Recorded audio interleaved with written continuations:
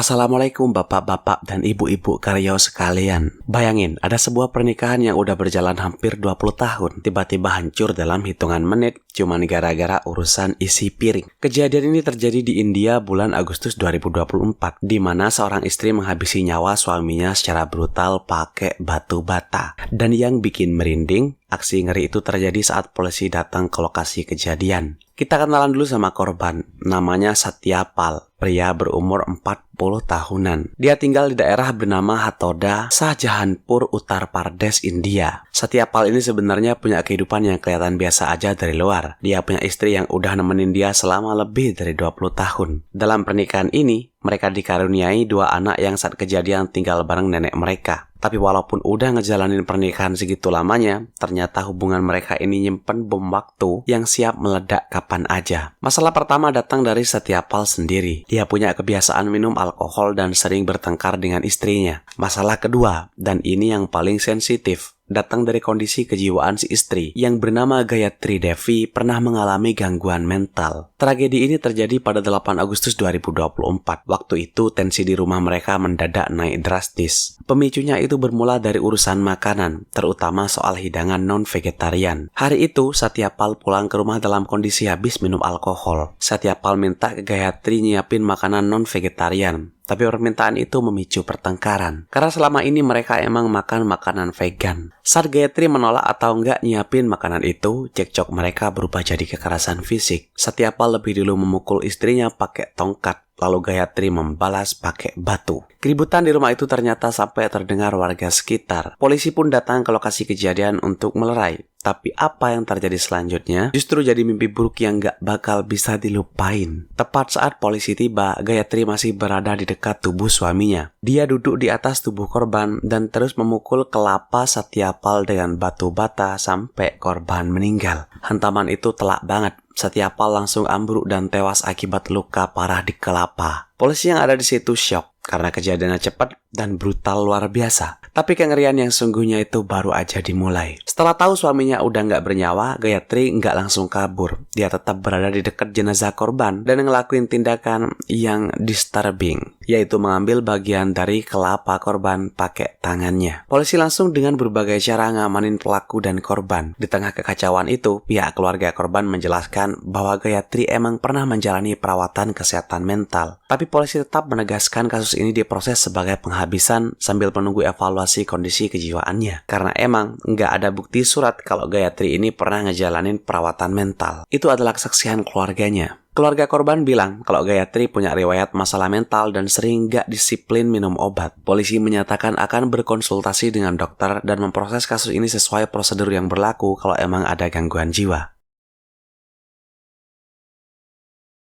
Videonya berdurasi 2 menit yang direkam siang hari. Rekaman itu diambil dari seberang jalan. Terlihat seorang wanita duduk di dada korban. Pintu rumah kebuka. Ketika video di zoom, pemandangannya disturbing banget. Si wanita mengeluarkan isi kelapa korban sambil bicara keras dan ketawa-ketawa. Bener-bener lebih serem dari film horor. Kalau itu kejadian di depan mata saya yakin saya merinding dan mungkin dalam beberapa detik otak saya masih memproses apakah kejadian ini nyata. Orang-orang yang naik sepeda motor lewat di depan rumah pelaku ini ngeliatin aksi itu. Gak ada satupun dari mereka yang turun. Ketika saya bilang perempuan itu ngeluarin isi kelapa, itu benar-benar mengeluarkan isi kelapa sebersih-bersihnya. Dikeruk ke dalam kayak ngambil uang receh di celengan. Setelah itu video berpindah ketika polisi udah sampai ke lokasi. Polisi ngampirin lewat belakang pelaku dan pelaku bicara ke polisi sambil tetap ngelakuin aksinya. Di titik itu saya berpikir, kenapa polisi hanya berdiri? Iya, dia ngobrol, tapi kenapa nggak diamanin secepatnya? Kalaupun si pelaku nggak dilumpuhkan, setidaknya dibekuk dan ngamanin pelaku dan korban secepat mungkin. Bahkan yang bikin saya geleng-geleng kepala nih, polisinya main HP. Saya nggak tahu apakah Pak Ladusing ini ngubungin temennya atau ambulans. Tapi ketenangan polisi itu yang saya anggap terlalu santai sambil megang HP bikin situasinya itu makin seram. Bahkan si pelaku ngobrol sama warga sambil membelakangi pelaku yang terus ngulek-ngulek kelapa. Maksud saya, Pak Ladusing ini terlalu underestimate. Kalau aja pelaku ngambil batu di depannya yang dia gunain untuk ngabisin korban, Pak Ladusing ini bisa bernasib sama kayak korban loh. Baru setelah ada satu tuan takur lagi datang, Celadusing ini megang tangan pelaku. Tapi tetap aja nggak ada kecepatan sama sekali untuk ngamanin TKP. Bahkan saya nggak ngeliat mobil polisi untuk ngamanin pelaku. Saya nggak tahu harus komen apa ya.